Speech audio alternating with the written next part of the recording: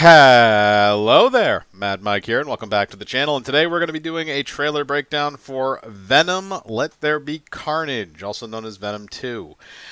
So we have Tom Hardy returning from the first film, as well as several of the other actors. The actress that plays his girlfriend is also going to be coming back in this, although I'm not sure how extensive her role is going to be.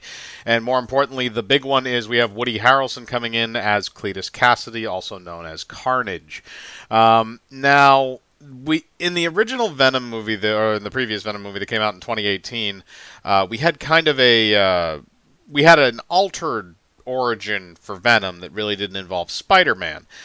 So the other rumor, I presumably a rumor, is that Tom Holland Spider-Man is going to be making some form of an appearance in this film in some way. He was not shown in the trailer, which if he is in the film, I think that that's a very good idea to not show him in the trailer. That's probably a terrible idea. Leave that for some mystery, or at least leave it until the final trailer and then show a little glimpse of him at the end just to get people hyped for it. This is the first trailer that we do have for this film, so I'm just going to go based on what we know so far, and let's just dive into the material at hand. So it's a normal length trailer. It's about 2.5 minutes of actual footage. And we start off with what looks like Eddie Brock and Venom, who are still bonded, and they're basically making breakfast in this kind of haphazard, sort of goofy way. Venom is singing a song, which I think is kind of weird. This trailer feels a lot more comedic than the first film. There were a good amount of jokes in the first film, but it's a little bit interesting to see the humor taken up a notch. Now, that could just be they packed the trailer itself with more humor. Now, I don't know if that's the case, but generally, when you show a trailer, you should be able to show the overall tone of the movie, which this trailer, the tone kind of fluctuates a little bit between really, really serious and really, really jokey, which really does kind of mirror the whole Disney Marvel method type of thing, which I'm not exactly in love with that at this point, because it's kind of getting stale.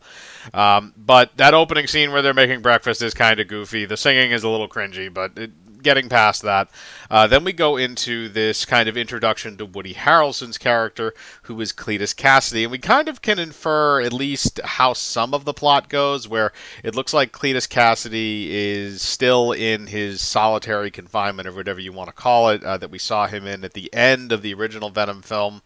And then we also see that after a point, it looks like he is going to be executed, which makes sense since Cletus Cassidy is a serial killer. And we do get some lines by Woody Harrelson in this that are pretty fucking creepy.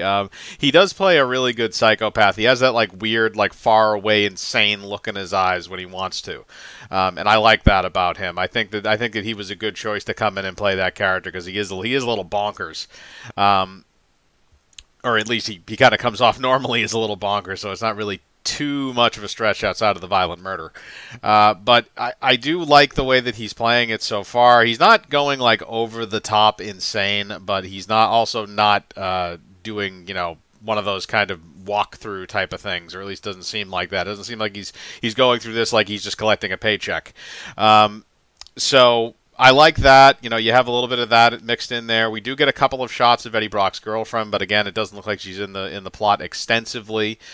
We also get to see some glimpses of another actress, which it looks like she is another symbiote in this movie. Now, the thing is, and I've always said this about whenever it comes to versus movies, especially with two very big characters, I said this about Godzilla vs. Kong, and I've said this about other films, is that whenever you do that, very rarely do they kill off the other character. Usually they introduce a third character who is either even more dangerous or just as dangerous as the two of them, and then those two monsters or those two characters gang up on the third character and defeat them, and then agree to go their separate ways after a little bit of a punching match. I think that's probably what's going to wind up happening here. I feel like it's going to be one of those deals where it's going to be Venom versus Carnage, and this other character is going to come in, which I think she is going to be playing Scream. So that would kind of make sense, given if you're going to have more symbiotes be in this movie, because you had Riot in the previous film, who I presume at this point is just nuked and dead. So you do have other symbiotes that are supposedly out there and loose. Well, out there, period. Maybe not loose, but outside of Venom. So you do have to introduce those characters. And if you're not going to have a heavy Spider-Man presence, it would make sense to introduce a third character into the film. So I think that's probably my predictions for her character. It would probably be the thing that would most make sense. Now, as for the actual visuals of it, we do get to see, especially near the end of the trailer, we get to see shots of Carnage. Now, the actual birth of Carnage appears to happen during that public execution of Cletus Cassidy. And we get to see kind of at least the start of the scene where it looks like his skin is like bubbling up and stuff, and then the Carnage symbiote comes out, because Carnage is a little bit of a weird one. He kind of has like there's a lot of like blood and muscle and tissue like mixed in with his symbiote. It's not as clear cut and clean as Venom's, which is kind of evident in the trailer. And they do the thing where he can grow all those extra arms and stuff like that, which they've done a little bit with some of the other symbiotes. I mean, Venom, I think, has done that to an extent too, but mostly Venom keeps his sort of big, buff, massive form, but Carnage has always kind of been the one that grows those extra limbs and the knives and stuff like that more in the comic books than other symbiotes. So I was glad to see that. It looked like they included that at the end of the trailer. And I like the Carnage design as well, like the actual just design of like him physically, because he's not as big as Venom. He's a very, very different looking symbiote, and that's what you want. You don't just want a carbon copy of Venom standing with, you know, a bit of a more of a red tinge. You know, it's just kind of a cookie-cutter character, but, you know, they made Carnage more unique, so that way they're more differentiated on screen, and I like that. Like I said, I don't foresee Carnage getting bumped off in this movie. They're probably going to try and keep him around for maybe a sequel down the road or something like that, or something else. They'll keep him on the hook for something, because he's a very big character.